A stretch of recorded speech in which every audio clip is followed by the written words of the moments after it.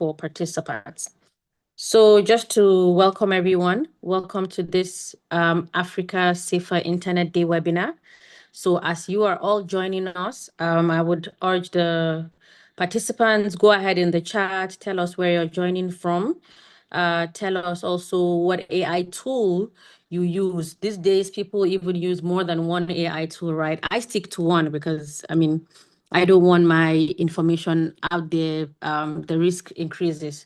But tell us what AI tool or tools you use every day. Tell us, how it makes your job easier or just your daily life easier. So you can go ahead and put it in the chat. That might help the conversation going. And tell us also if you know about Safer Internet Day. So welcome to this webinar. This webinar is titled Smart Tech, Safe Choices, Exploring the Safe and Responsible Use of AI. So this is a webinar that is done in collaboration with Nigeria Youth IGF, ISOC Nigeria chapter, and Pan-Africa Center for AI Ethics. The whole concept of the webinar is just we understand that AI is transforming how young people, not just young people, even everyone, how we learn, how we work, how we socialize, how we do business, because it makes our job easier, right? It makes our life easier. You can just go on ChatGPT, type a prompt, and it comes up with a letter, it comes up with a concept note, and boom, the job that you would have maybe taken a whole day doing, now you're probably doing it in 30 minutes or even less.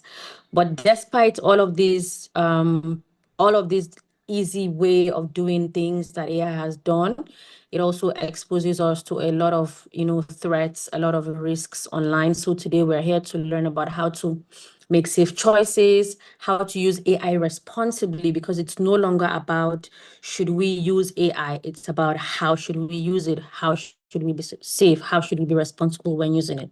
So just to kickstart the day, we will get brief introduction, opening remarks from ISOC Nigeria chapter. So if we have a representative of the ISOC Nigeria chapter, you can go ahead and give an opening remarks. Thanks. Okay. Good morning, good afternoon, good evening, wherever you are. You have just 15 seconds to see my camera on. I'll be switching off my camera very soon because of bandwidth. On that note, I would kick off, and I want to appreciate Amina Ramalan for that brief introduction of the house. Okay, so distinguished guests, fellow members of the Internet Society and champions of secure digital future.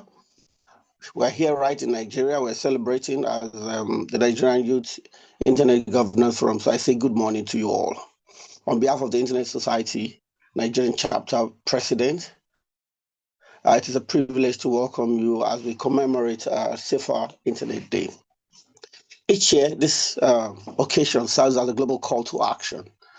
But in 2026, that call feels louder and more urgent than ever. Our theme this year is Smart Tech, Safe Choices, exploring the safe and responsible use of AI, strikes at the heart of the current digital revolution. And I say this in no small measure. We are no longer just using the internet. We are coexisting with intelligent systems that influence how we learn, how we work, and of course, how we connect. We are connected right now. You can be anywhere in the world and you are connected to us right now. The AI frontier, or to put it in more likely terms, artificial intelligence is no longer a futuristic concept. It is the engine under the hood of our digital lives. It drives us from north to south, east to west, from personalized learning tools to advanced cybersecurity defenses. Smart tech we celebrate today offers unprecedented opportunities for Nigerian social economic growth. That includes us, that includes you and I, whether you're male or female student, adult, professional, non-professional, so to say, in quote. However, quoting a popular film some of us have watched, you say, with greater power comes the absolute necessity for safe choices. Apologies to Spider-Man. As we integrate AI into our daily lives, we must navigate the following things. Data privacy. I mean, I said it already. I don't want my data everywhere, so I stick to one particular AI tool. So ensuring our personal information isn't the fuel for AI of our digital rights. Don't forget, your human right is also your digital rights. Another aspect is the algorithm bias, advocating for inclusive AI that reflects the diversity of our local context. And then finally, digital discernment, equipping our youth and citizens with the skills to distinguish between AI generated information and truth, because that is a backdoor or a passage that could actually lead us to misinformation, misrepresentation if we are not careful about it. Do we have a collective responsibility? Of course we do. At ISAC Nigeria, we believe the internet is for everyone. For it to truly be for everyone, it must be a space where a child in Lagos, a student in Kano, and an entrepreneur in Port Harcourt can innovate without fear. The safe choices we discussed today are not just individual responsibilities, they are collective ones, and it requires the following to be brief. Number one, developers to build with ethics by design. Number two, policymakers to create frameworks that encourage innovation while protecting human rights. And number three, users to remain curious, critical, and cautious. The internet's strength lies in its openness, but its longevity depends on our ability to make it a safe harbor for all. So as you come to this harbor, take it into your heart that as we dive into today's sessions, I, on behalf of the Internet Society Nigerian chapter and my president, would like to encourage you to be bold in your questions and collaborative in your solutions. Let us ensure that as our technology gets smarter, our choices get wiser. I want to thank you for being part of this vital conversation. Let's build a safer, more responsible digital Nigeria together. Dr. Adebumi Adiala Kimbo for the records. And thank you. Over to you, Amina. Thank you so much. Thank you so much. Thank you so much for that wonderful, remark. There was something that you said that I took note of rather, because when it comes to online safety, there's something that we call, the 4 C's of online safety. You have the content, you have the contact, you have the conduct, and you have the commercialization. I personally think with AI, you have all of these risks in one place, right?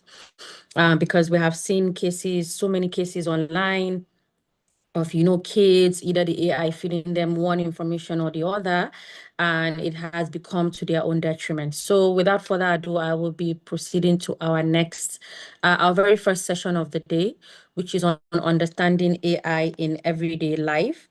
So our first speaker is Bolatito Adeoye. Please go ahead, Ms. Bolatito, introduce yourself to the house before you start your presentation. Thank you so much.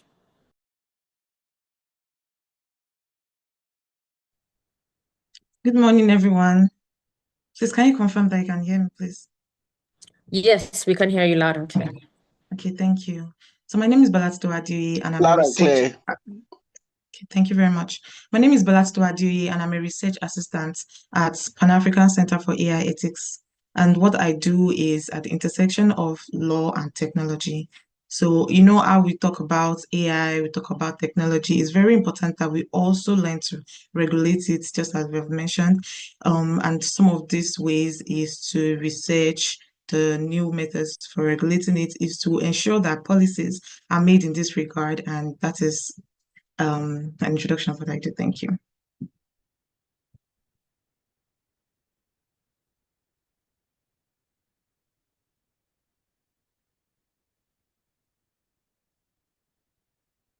Hello. Yeah, we can hear you. Go ahead, we can hear you. Okay, thank you. May I start my presentation now? Yes, you sure, can. you can. Sure. Okay. So, I'd like to share my screen.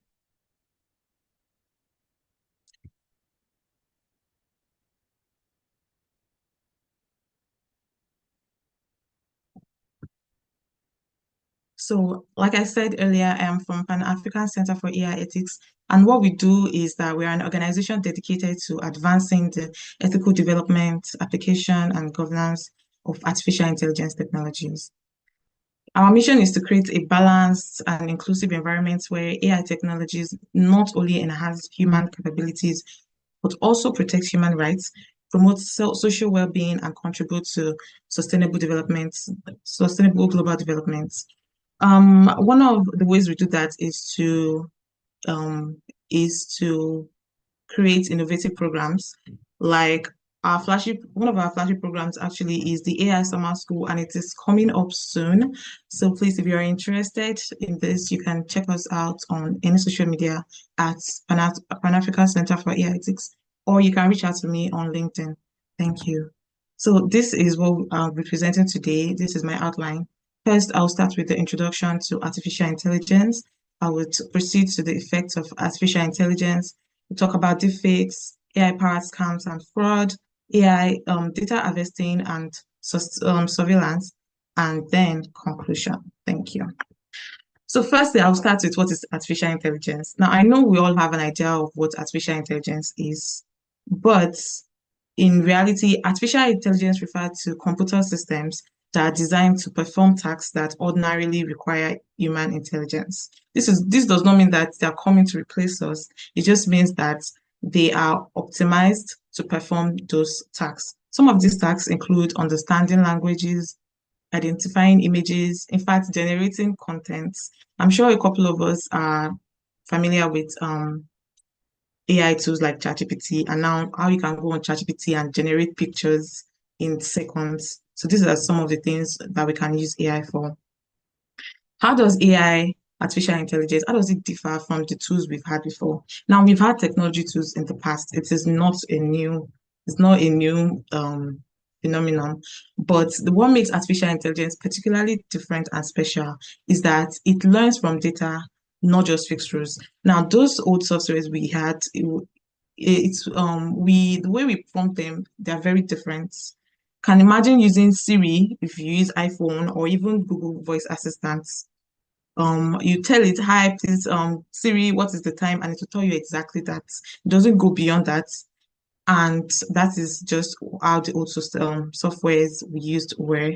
But AI system can learn from your data. So when you prompt it to do something for you, it can learn from it, it can recognize patterns, and then can use it to produce predictions and decisions based on this past data.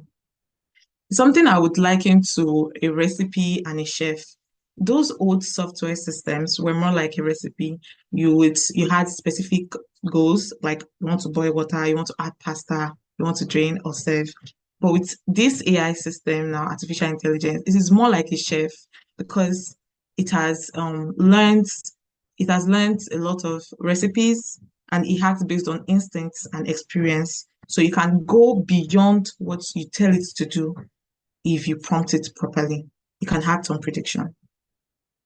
So why is artificial intelligence important? What do we use it for? What are the effects in our daily lives? We have to understand that it is not just here, it is here to stay. And because it is here to stay, it means that we're already seeing the manifestation of it in our daily lives.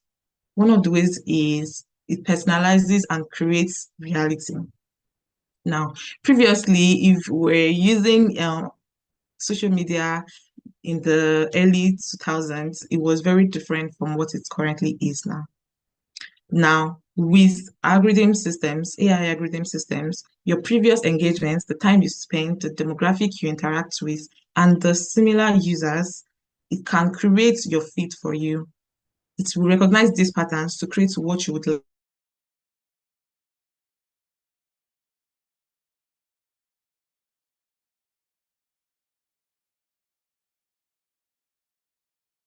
Is it just me or we lost one? What you would like. In a way, you can say that audio is gone. There's no two users truly use the same system in our daily lives is. Hello. Yeah, we lost you for a bit. Oh, I'm sorry. So to go over that again, I said another way AI has manifested Also, I don't know if it is possible for your sharing option to be limited to just the presentation. I mean, I think because it's showing your video as well, I think there's a comment on that. If it is Okay. possible, but if you can't get the hand of it, I think you can continue. But if it's possible to just let the whole video of your presentation show for people to see, there's a comment from the box. Okay. Is it better now? No, it's not. I think Okay, there's an I'll option. try to work on that. There's an Okay. option. Okay, pinning the Um, presentation. Okay, just try to see if you can walk around it. Otherwise, we can still flow with what you're doing already. okay. I don't think I'm able to do that. I'm sorry. Um, I don't think I'm able to do that. Go ahead. You can just go ahead, Palatu. Yeah, you can just go ahead. Okay. All right. Okay. So, I said another way AI, artificial intelligence, is being manifested in our daily lives is through improved speed and capacity. So naturally, as humans, we have limited and restricted capabilities to do certain things. We cannot go through thousands of papers at a stretch or even in a second. But with artificial intelligence, we're able to do this because the major effect of AI is the compression of time in decision making. It can compress the time and labor that would take human weeks, even months, in seconds. A practical example of this is during recruitment process. Automated resume screening systems can filter through thousands of resumes, can filter through thousands of resumes, what will ordinarily take a human weeks and even months to go through. Then another manifestation of how we use artificial intelligence in our daily life is that there is a shift and reliance on AI for decision making. One of the most significant effects of AI is the gradual transfer of decision-making authority from humans to algorithmic systems. So, an example of this is we now use AI to process insurance, employment, loan approval, allocation of public services, what would ordinarily be left to human to decide. Of course, there are some human reviewed processes, but there's a gradual and increasing shifts and reliance on AI for decision making.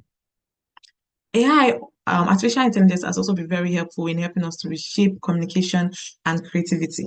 Now, this is it depends on how you want to see this. It's probably an advantage or not, because generative AI can now produce written content, images, audio, videos at qualities that were not possible 5 years ago, for example.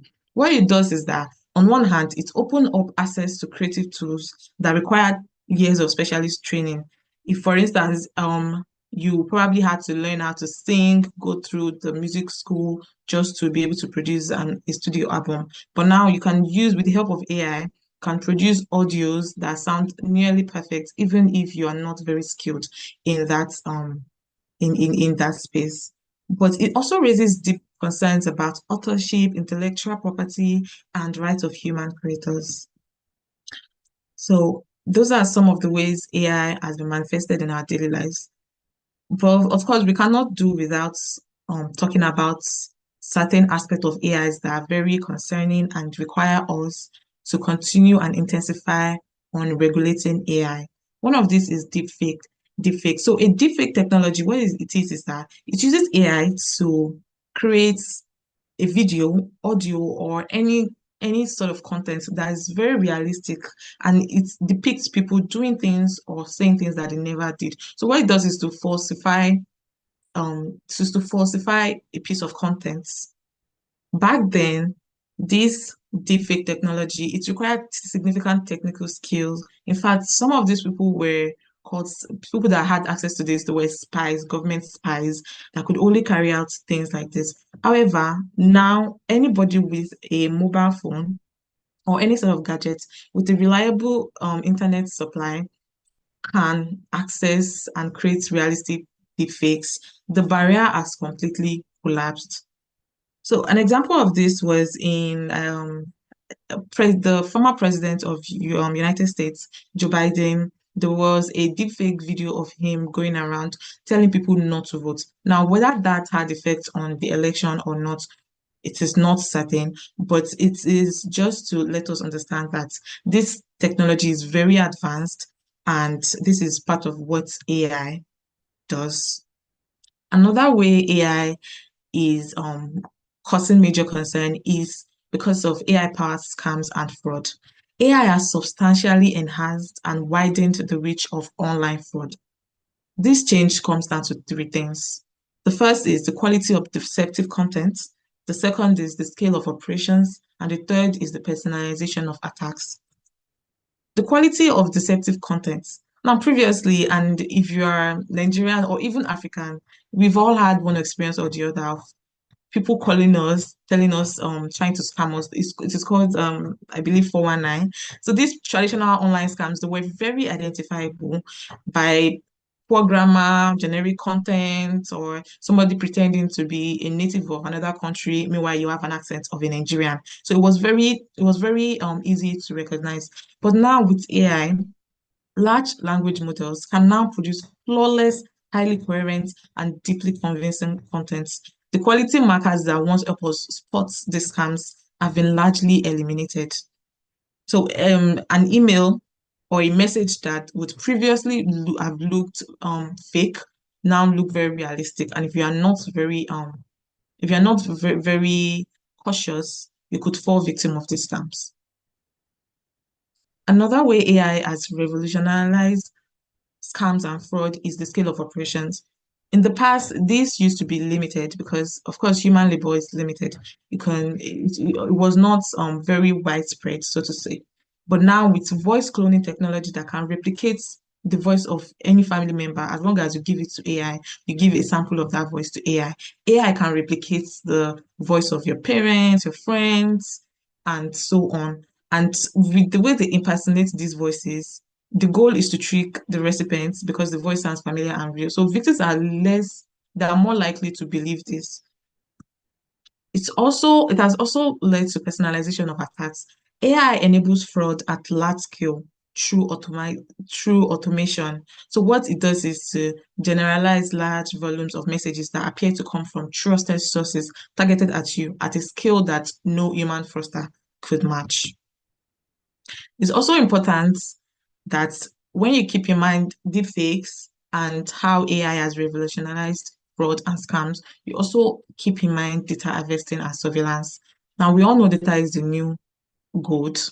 Data is extremely valuable, and because of that, there are a lot of organizations that are finding ways to make people more susceptible to data, to harvesting data and surveillance. So what this is that it is a large scale collection of personal data like your name, your age. Ordinarily, this data individually might not have much effect, but when you combine them, things like you can effectively use this data to target people and and of course that breaches privacy. So how it works is that most digital services they actually operate on a data economy. You pay nothing to use their services, like their application, their software, their games. You do not pay money, but in exchange, these providers this steadily collect your detailed data, like your name, like I said, your name, your age, and your behavior preferences, and then your data train AI system, and sometimes it's sold to third parties. So we have to also be very careful of data harvesting and surveillance. Now, I said earlier that with this large data and information, AI can create a pattern. And what this pattern can be used to infer about you is that it can infer your political views, your mental health status, your sexual orientation, your financial difficulties, your health conditions, details that are largely very sensitive can now be gotten in seconds because of the way you use AI. So because of the scope of data that is collected, it usually exceeds what users consented to. We also have to be very cautious and aware of state level surveillance. Now, I said earlier that you could, with the information that you give out, there could be a surveillance by organizations, even private individuals. But we also have to be aware that there are state level surveillance, and it represents the most serious dimension of this data harvesting concern. Governments with access to large scale data and AI analytical tools can monitor population behavior in detail. They can identify dissident opinions and political opponents, and they can track the movement of specific individuals. So this raises serious concerns about infringement of privacy rights and erosion of personal freedom. In conclusion, the advantages of AI, limitless. It is a lot. There are a lot of advantages. There are a lot of advantages. And the disadvantages are also very obvious. But what matters is that the AI expansion should be shaped by principles of fairness, accountability, and respect for human rights, rather than being shaped by personal gain or commercial value. Thank you very much.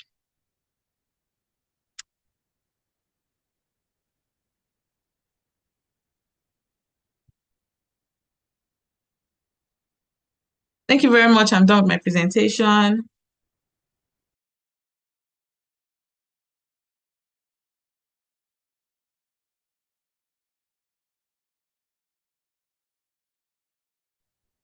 Okay, thank you, Bolatito, thank you for the wonderful presentation. We are Can you so hear much me? glad to. Oh. Okay, I mean, I can go ahead. I don't know. I joined on another device. Anyway, thank you so much, Bolatito, for your wonderful presentation. I am quite sure a lot of people have learned a lot. I did hold on to one thing that you said that made me realize that, wow, as much as, at the beginning of this webinar, I spoke about AI, helping us. AI, I mean, yes, it is. I'm not wrong. But you did make a point that AI cannot produce flawless, highly coherent, and deeply convincing written content, which makes you realize that we're now in a world where you really need to have like a third eye to differentiate between what is real, what is not, what is real, what is unreal due to malicious intent, and what is unreal that is just being made up. So I will open the floor now for questions. If you have any questions for Bolatito, you can either, I think they can raise their hand, right? And then the host will give you the permission to unmute your mic and speak, or you can go ahead and type your questions in the chat.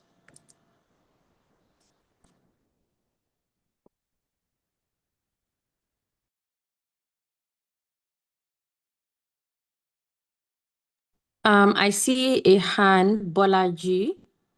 Bolaji, I think. So the host will need to make either unmute Bolaji or give Bolaji the opportunity to unmute their mic. I don't think participants can unmute themselves. Actually, I think I can speak if you allow me. Okay, go ahead, Bolaji. Okay. Good afternoon, and thank you, Bolatito, and the Pan-African AI Center. I'm not sure I got that right for the presentation. I learned quite a lot, right? Going through the explanation on how AI, it's different from the basic software and all of that. But I want to ask a question, really, which is the end of your presentation, which is talking about AI tools should be, drawn up with fairness in mind, accountability in mind, and all of that, especially on the state of policy development in Nigeria. In Europe, I know that there is the AI Act, which still there are, continual policy recommendations and all of that. So the question is, for Nigeria, what are your 1 or 2, 3 recommendations you could make towards safe adoption and use of AI in Nigeria.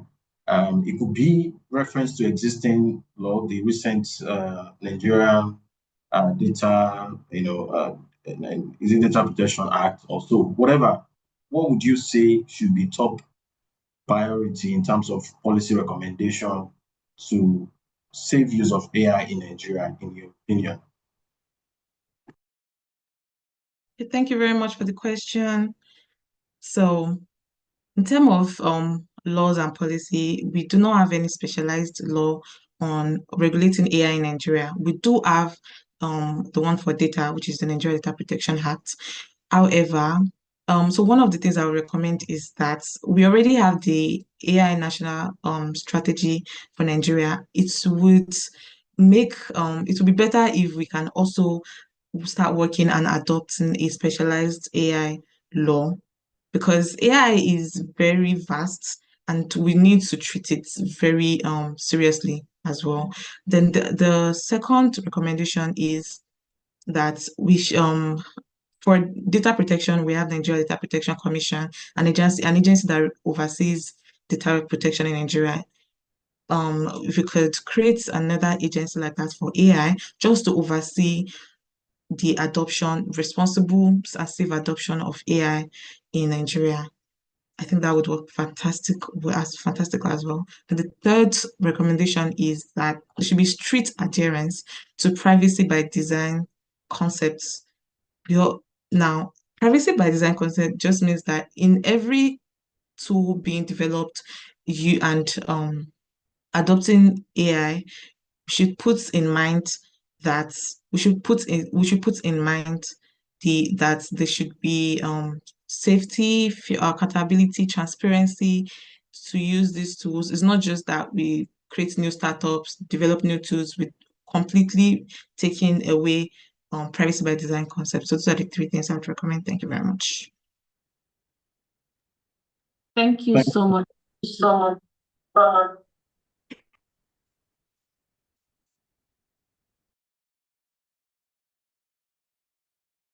Your question. For the I next, see a few hands up. So. Okay. Ayodele, Okay, so I can please, speak. quiet. Can I speak? Yes, please. Yes, please. Okay, thank you. Thank you. I think you said one of the challenges, one of the cons of using so many AI is data harvesting and surveillance. Would you encourage one to use how do I put it now? What's it called? False identity while registering with these AI tools? That's my question. I would not recommend that, honestly, because it seems that there's a better way. So most of these tools usually have terms of use and privacy policies. So you can go through them. It's safe, if you can cultivate these safe habits to go through this term of use, privacy policy, to see if they are harvesting your data. I mean, there will be some terms like we have access to your data unrestrictedly. You can use your data anytime. You cannot withdraw your consent. Those are red flags, and once you spot them, you should immediately terminate the use of these apps. That is, thank you. Thank you so much, Bolatito. I do hope that answers your question. I will go ahead. I see another hand up. Peter, has your question been answered, or you would still like to ask a question? We are running a bit behind schedule, so that will be the last question. Then we proceed to the next item on the agenda. So, Peter, you can go ahead and ask your question. Thank you very much. I hope everybody can hear me. Thank you very much. I hope everybody can hear me. Yes, we can hear you. Go Yes, ahead. we can hear you. Yes, I want to make a connection, a nexus between data protection, data harvesting, and surveillance. I want to make a connection with it with the law, with the prevailing laws. If there is we don't have an AI law in Nigeria at present, and we are dealing with just the Data Protection Act, I want to ask, to what extent can people whose data have been harvested, people whose privacy have been breached through AI, to what extent can they enforce their rights? Can they enforce their right under the current legal system we have concerning AI regulation in Nigeria? One part. Two, whether there is a data protection policy or a commission, I don't know, whatever is they are cooking. How can it translate into a legislation? How can it translate a legislation that will cover the lacunas you identified in the Data Protection Act? Because you specifically said that the Data Protection Act does not cover certain areas, including AI, data harvesting, and surveillance. Mainly surveillance. We have I don't know how we can bring in ethical hackers into the picture, how we can bring in government, DSS, politicians, eavesdropping on phones of others. And also, I want you to marry it with the constitutional provision. A constitutional provision in the, I can't lay my hands on my, but we about privacy, the constitutional provision about privacy. Thank you very much.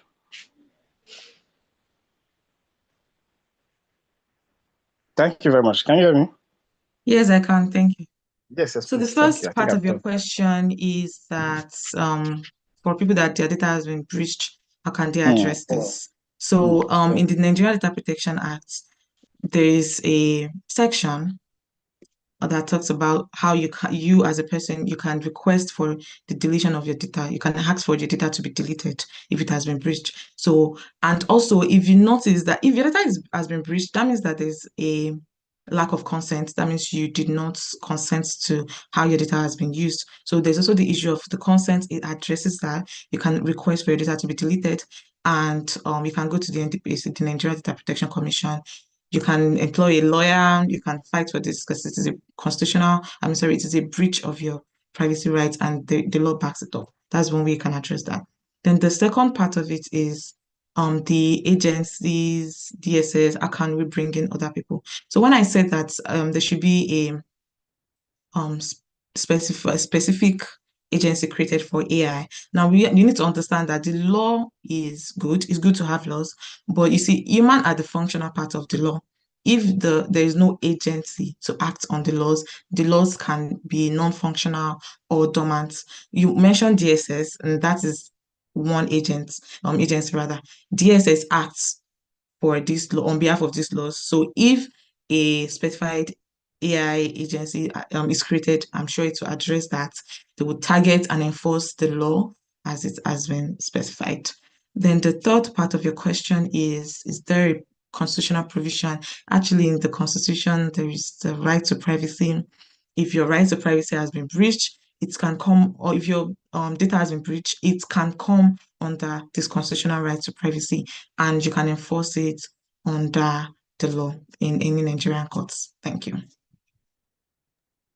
Thank you so much, Bolatito. I hope that answers your question, Peter. So we'll be moving on to the next item on the agenda, which is a remark by, which is a second session of the day, actually, not a remark, pardon me. The second session of the day, we're going to listen to Dr. Adebumi Akimbo. He will talk to us on smart choices in the age of artificial intelligence. So we'll learn about, because I see a lot of people in the chat. I think there was one participant who listed about 5 AI tools that he or she uses.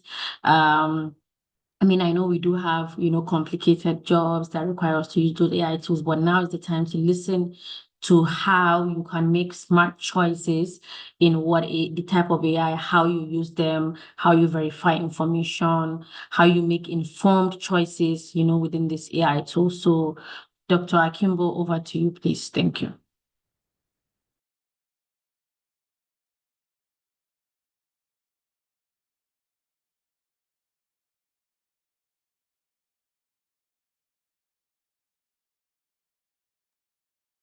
Dr. Akimbo, are you there? He's still in the meeting. Yeah, my apologies. Okay, go ahead. Broadband would always do its own. So like I will start this session, this second session. I want to first of all say kudos to Bolatito, the previous speaker, and then, move on and say well done to our moderator. I would not advise switching on my camera because of bandwidth. But yes, in 2006, when you use the phrase smart tech, safe choices, and you want to like move on from that as a surviving skill. I want you to understand that AI transitions from a tool we log into to a quiet layer integrated into our either homes, let me not say homes, our gadgets, our tools, our equipment, even our cars, even in school, is the responsibility of the user. So the minute you decide that this is what you want to do, and you want to pick on a particular, I'm trying to avoid mentioning any particular AI tool so that it does not look as if I'm discrediting it. But your smart choices in the age of AI demands your own responsibility. It demands your responsibility. It demands how you state your case to the internet itself. Someone was asking, oh, would it be right for me to give you the false information because I want to protect my data? That's wrong, but it's a good question. It's a very strong, valid question. How many of you, please, in the chat room, just raise your hand. How many of you have a Gmail account? A Gmail account. It's popular. Don't let's talk about Hotmail and all the likes. Just raise your hand in, with your icon. I can't see any hand up. So that means most of us are not using Gmail. Oh, I see hands now. I see hands. I see Ayode, Lalonge, Love. Okay, Love Day is not putting up. Samuel Okoko. Thank you. So now when you were opening, thank you for the hands. I really love these hands. When you were trying to open your Gmail account, did you read through the information, the document that came with it? The policy document that came with it. If you read it, probably just show me another sign. If you read it, maybe something like a clap. Yeah, just clap your hand if you read it. Okay, Bolatito will read that whole. I understand. Bolatito will. I know Ramalan will read us. Okay, so I see two other names. So you read through Samsidin and Ahmed. Well done. But the rest of us, I know some of us would not have read it. I had my first email back in those days when I was very young, and I loved tech. I think I was 11 or 12. I went to a cafe and I read it because I was not sure what I was getting myself into, and I opened a Yahoo mail. And that was my responsibility. I took up that responsibility years after I got to understand that, oh, what I read was actually good, because I suspected certain things and they all came to pass. So how do you make your choice? Identify the invisible AI. AI is no longer just a chatbot. It's an engine in your everyday hardware. So if you are living in a house, I mentioned the smart home, but in Nigeria, we have very few smart homes, but we still have smart homes where your Wi-Fi router now uses AI to prioritize traffic, or your camera to distinguish between a package delivery or a stray cat. Wearables, we wear phones, Bluetooth headpods, so to say. Maybe they don't call them headpods. Apologies for my old style approach to it, but they're probably known as wearables. Modern smartwatches and the likes. They predict your health trend. They tell you how many feet you have walked. For some of you who want to lose weight, like somebody like me, maybe I shouldn't lose weight, whichever. But the truth is, you wear them, you show them off sometimes. You take them because of what they can do to you. These are invisible. Now, every playlist or social feed you see is a choice made by an algorithm that's listening to you. Your handheld is listening to you. Your laptop is listening to you as we're talking. Some particular gadgets around you are listening. They are paying attention to it. All you just need to do is pick on one. And if you pick on something negative, it would embarrass you. It would. You're like me. You live around, I live around Songo. But I remember when I used to stay with my dad and I was close to Agege. Agege bread is something some of us who live in Lagos know very well. So you imagine me going somewhere else. Agege will pop up anytime. Probably I make a mistake and I order an Agege bread online. I'm telling you, my Facebook, Instagram, all my applications will sell Agege bread or another type of bread to me. So I have to be careful what I input on the internet. Like the previous speaker said, and like I said in my opening statement, AI has not come to replace us. They have come to enhance. And that can either be good, bad, or ugly. So we need to be very careful. And in this age, there's a human in the loop. There's no how you do it. There is always ChatGPT will not order itself. Someone said something in the chat room and said, when Ramalan asked about what type of tools are you using, and she did a full disclosure. She said, hi, I'm transcribing this call with my Tactic AI extension. I don't think I've come across that, so I quickly copied it. It's probably could become handy for me. That's the beauty of AI, helping to reduce your stress. And at the same time, it could enhance your stress if you're not careful. Is it perfect? No. Some of them will give you full disclosure. What we're generating for you may have flaws in them. And don't forget, the source of most of these artificial intelligence, either tool or channel or app, is based on sometimes already existing information. So you have to be careful. Plagiarism is there. It has happened to the best of us. So your most dangerous choice in 2026 is over-reliance. Underline that word, over-reliance. Whether you're a student, a parent, or a professional, follow the verification rule. And I think I've said this on quite some platform. It's very easy. One, fact check high stakes. Always never take all AI-generated medical, legal, or financial advice at face value. Two, label AI content. If you use generative AI for work or social media, transparency is the safe choice. Leading platforms now use what's it called, provenance badges. These are with digital watermarks to show that this is AI generated. If you go to your Instagram, you go to your Facebook, they'll ask you. Twitter, they'll ask you, is this AI generated? You did full disclosure, you say yes, it's AI generated. That allows us to label the fact that this is not misleading. This is already an AI generated information. Probably there's another word for it. Excuse me. Probably a name or a pseudonym or whatever, something like that. Full disclosure. And like I said in the beginning, you must take responsibility for everything you do. So data privacy as a choice is yours. Every smart feature usually requires a data trade-off. Don't forget that. When we were using YouTube, not YouTube, Yahoo Mail, they told us at that point in time that they were going to use some of our information, the full disclosure.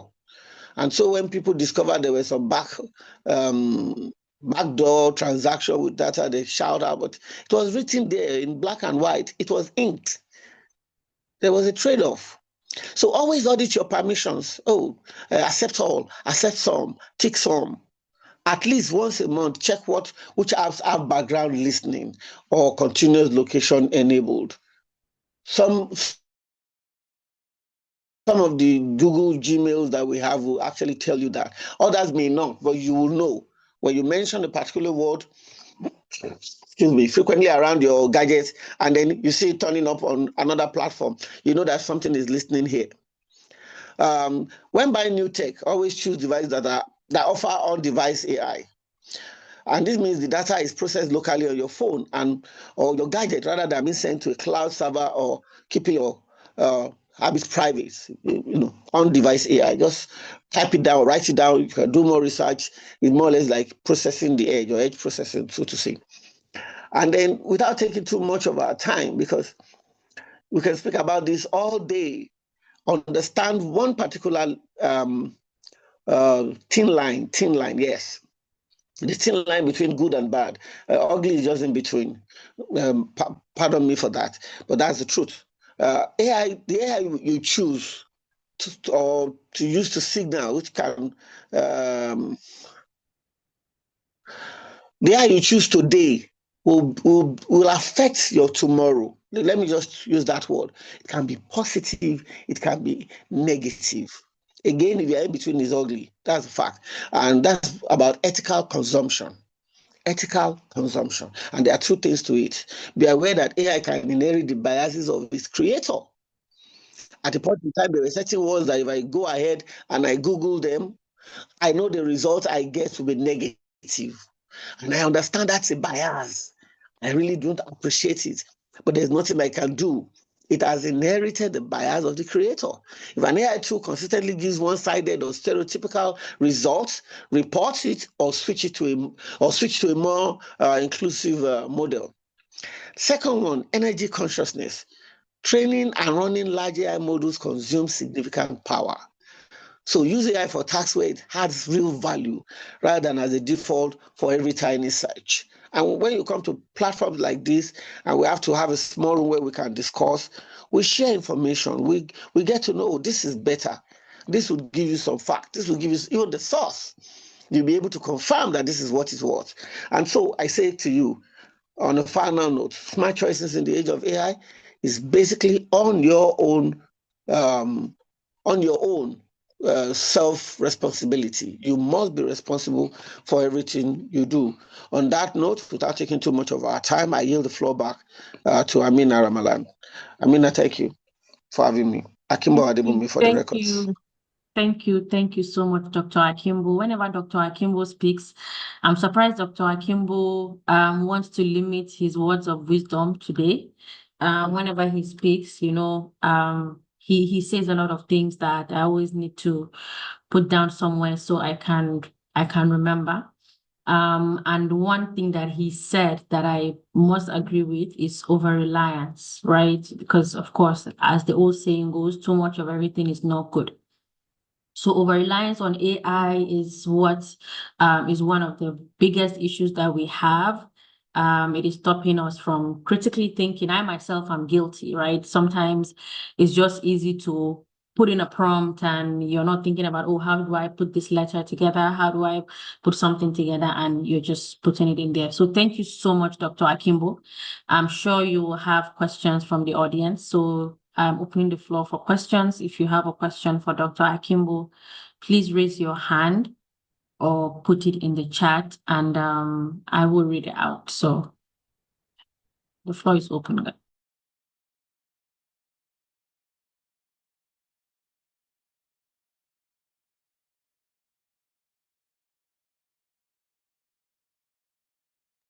Okay, Peter, you can go ahead with your question.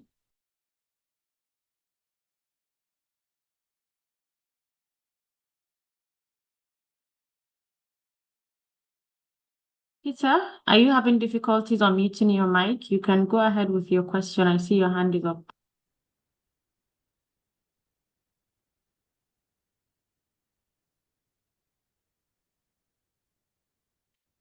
Okay. Peter, if you can hear me, we cannot hear you. Yes, I've unmuted. Okay.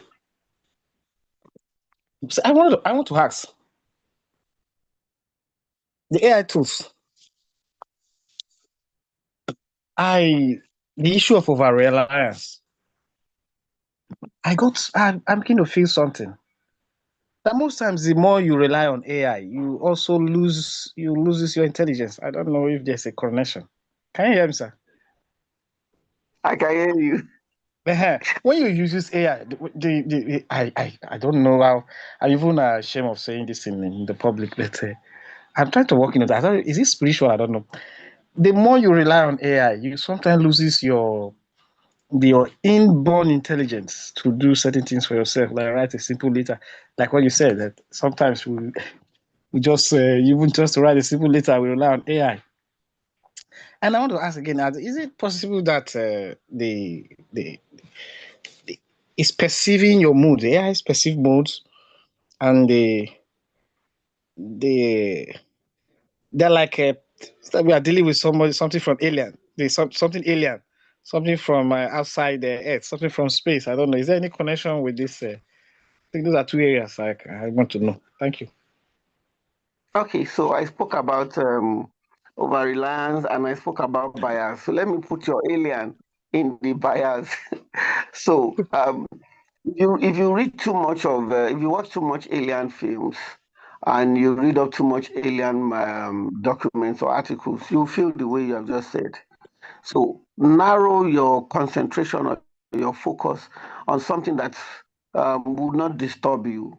And when you say that we lose our area of intelligence, to an extent, that could be yes, if you do not engage with AI intelligently. And I say this with all due respect. I have some handhelds with me. There are times I walk away from my handhelds and then I pick up a pen and a paper and I write, I skim, I draft, I jot. So if you now need AI to embellish them for you, it becomes easier because your area of intelligence actually begins to compete with the speed of the artificial intelligence in question. And like I said, don't take everything OR. Don't take everything as it is. Read through, check, correct. It's not flawless.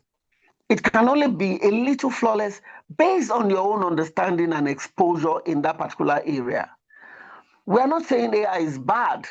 What we are saying is the ethical use of AI, excuse me, could be bad. And that's why you need to concentrate on how best do I use it? That it enhances me apart from enhancing my documentation, my presentation, and the likes. I hope this answers your question. Thank you Peter. very much, Thank you very much, sir. Thank you very much. Thank you so much. Wonderful. Thank you. Do we have any other question? Any hand? Let me see if we have any hands. Going once, going twice. Okay, so Hello? okay. Can you hear me? Yes, who is Sorry, that? I'm Okay. trying to raise. Oh, okay, you can go ahead now. Can you hear me? Yes, we can hear you. You can proceed with your question. We can hear you. Okay. Yeah. Good afternoon, moderator, Amina Ramalan. And also good afternoon, Dr. Akimbo. Nice hearing from you again after the last time. My question is this, right? How safe are we really when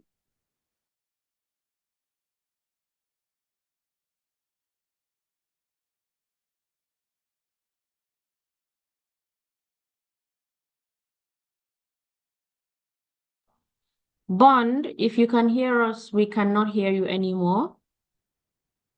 I don't know if it's just me, but the audio just went mute.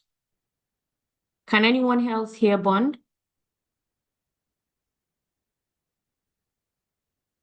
Not at all. We can't hear him. I lost him too. Cannot hear him. Okay. Okay, so let me just give like 30 seconds to 1 minute to see if he will come back.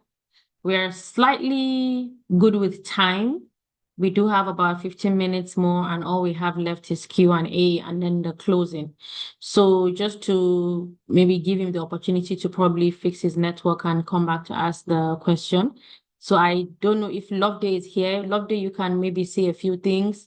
Maybe like take a minute or two, and you can talk about the Nigeria Youth IGF. Dr. Akimbo, you can also do the same. I see a lot of questions asking how to join the community in the chat. So maybe you both can take 2 minutes each and talk about the Nigeria Youth IGF and ISOC Nigeria chapter. And for our last host of the day, I did not forget you. You would also have 2 minutes to talk about Pan-Africa during your closing. You will be given the closing, so you can put that into your closing. So Loveday, you can just take 2 minutes while we see if Bond will be back. Okay, thank you very much. Good afternoon once again, everyone joining. Good morning and good evening to others who might have joined from other countries. So I'm so much glad for us having this conversation today, and I'm also passionate looking at how the trend is going. It's actually shifting from a normal webinar conversation to real work engagement. So that requires getting the youth involved in both infrastructure, policy, and other innovative engagement. So the Youth IGF, Nigerian Youth IGF, I can say the Nigerian Youth Internet Governance Forum, we are moving from one stage to another. So from normal webinar conversations to some practical engagement that we hope to unveil in the coming weeks and in the coming months. So in that aspect, we look up to have more collaboration, more engagement with individuals, organizations, and several other stakeholders for us to push further and create the space for youth to contribute actively in digital infrastructure, policies, and advocacy activities within Nigeria, and then also open up the opportunities for more engagement on the global platform. So I thank you all for being part of this conversation. As the questions being asked, how do we get the recording? How do we get a slide? So we reach out to the presenters and we encourage them to see that we get these things available and share the link to the recording and every other materials across to you. Then getting to join the Youth IGF. More details about how to join the Youth IGF will be captured in our thank you email. So for now, those who are very much enthusiastic to get to know more about us, you can check us on LinkedIn, Nigerian Youth Internet Governance Forum, Instagram, Twitter, all the rest. We are all available. Thank you all for being part of us today. Thank you so much, Loveday. While we're waiting, if you maybe have those links, you can go ahead and put them in the chat. That's for the profiles for the social media. Dr. Akimbo, you have 2 minutes to talk about ISOC Nigeria.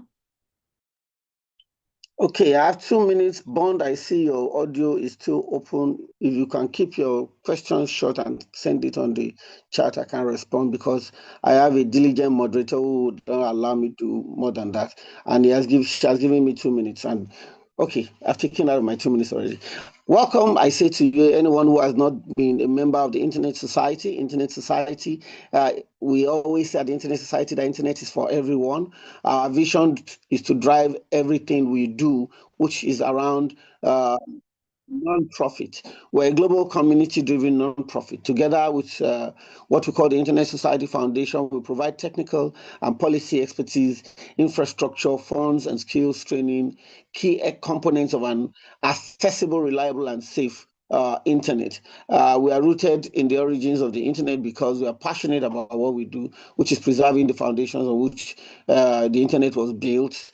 And so we're a transformative force. We're trying to reach 2.2 billion people who still lack connectivity. We're available as a global community across the world, especially in a country called Nigeria.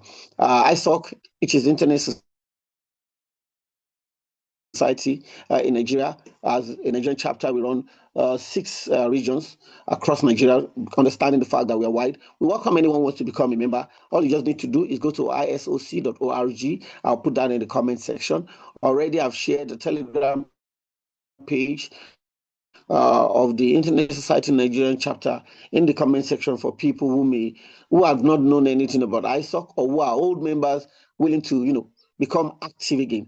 On a final note, I say once again, the internet is for everyone. Join the Internet Society. Ramalan, I see the question in the chat room. The question is in the chat. Yes, you can go ahead. The question is in the chat. Okay.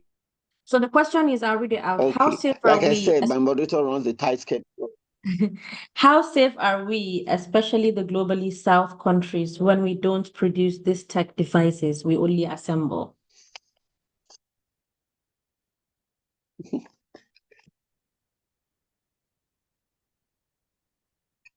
Okay, if everyone can hear me, we are safe as we can get. I've told you the rules that you need to observe. And so based on that rule, I hope everyone can hear me. Yes, we can hear you. We can hear you. Oh, I don't know, Yes, we can hear you, sir. Yeah, I've said this once, and I'm going to just do like a small repeat without taking too much of our time. Is it risky to be online? No, it's not risky to be online if you know the rules. You make the smart choice. For when it comes to information, blindly trusting an AI summary is a bad choice. Always cross-reference AI with the primary source. When it comes to privacy, using free AI without reading the terms is a risky choice or a bad choice. Check for their end-to-end encryption. This is very important. When your social platforms, treating AI as a friend or a peer is a bad choice. Treating AI as a sophisticated calculator is much more like it. When it comes to security, using the same password for AI account is a wrong choice. Using your multi-factor authentication is good. And this, I believe, both should respond to your questions on the fact that we do not manufacture those tech devices here. We only assemble them. That's the best we can do. Even if we produce them here, the same measure will still apply to someone who may be in another continent and looks at those gadgets and say, are we safe? Can we trust it? So those are the questions that will come up. All you need to do is make the smart choice. I hope that answers your question, Bon. Thank you for the question. Thank you Over so to you, much. Thank you so much, Dr. Akimbo. So now for the closing, we will take closing remarks from Pan-Africa Center for AI Ethics. Yeah, good afternoon, everyone. I hope you are doing very well. Such a brilliant conversations we've had today, and thank you all for joining the session. Dr. Akimbo, Aminat, Loveday, Bolatito, thank you so much for all the work that you have put together to make this work. My name is Kingsley Owadera, the founder of Pan-Africa Center for AI Ethics, and also wearing two hats, Dublin as the co-lead programs team for the Nigerian Youth Internet Governance Forum. And in my closing remarks, this is not a long talk. This is just to tell us that internet safety begins from us. We've had several sessions about the use of AI and the dark sides, in the use of AI. All these are not just for us to take attendance that we have celebrated the Safer Internet Day, but to ensure that we are translating all this conversation into things that are actionable and are practicable in our day-to-day life. Keep an eye on our work at the Pan-Africa Center for Ethics on LinkedIn, on IG, on X, and do well to put in for our AI Ethics Summer School, which we have every year, August every year. The applications for this year should be open by next month, and we've had incredible people join in the last 2 years. And yes, thank you all for joining, and please do have a great day ahead of you. Thank you. Thank you so much, Kingsley, for that brief closing remark. So before we end the call, I don't know how many people are able to turn on their camera, so we can just do a quick picture just for record purposes, just so we can all. So if you can turn on your camera, quick 5-10 seconds, we will pictures across, and then we. I guess it's saying you disabled that. I think it's telling us that we cannot on our cameras. Maybe the host can just request. Open up for everyone so we can take a picture, please. Okay, it's open right now. You can check. Yes.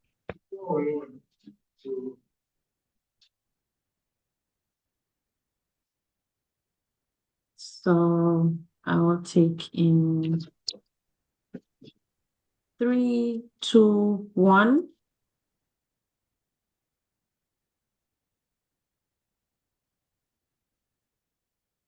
Should have another. If anyone is on, because I know we're 50 something, so I'm only seeing one row. I can't see the others. I don't know. Yeah, 58. So yes, I'm not able to slide through beyond just one set of people. But I can take just take the 58, so you have more than one slide, man. Yeah. Slide. Okay, thank you so much, everyone. We have to pay you for this. You can turn off your camera now. Thank you so much, ISOC Nigeria. Thank you so much, NYIGF, and thank you so much, Pan Africa. And thank you to the participants for joining us and for your wonderful contributions and for your wonderful questions. Thank you to our speakers. Do follow us all on social media for more engagements like this, and hope to see you in the next one. Thank you. Enjoy the rest of your day. Bye. Thank you so much. Right, thank you. Wait, did you hear me? I just realized my mic was muted. Did you hear what I was saying? Yes, we heard you. Oh, okay. Yeah, we heard you, please. Okay, bye. Good day, Dr. Akimbo. My God, the top. I did hello. I Kimbo. love God bless you, sir. Thanks, Dr. Akimbo, for your presentation. I thought you could hear me. Thanks, Bola Tito, for your presentation. Thank you, ma. Thank you. It's always a pleasure listening to you. Adeloro. Present, sir. Let's see your face now.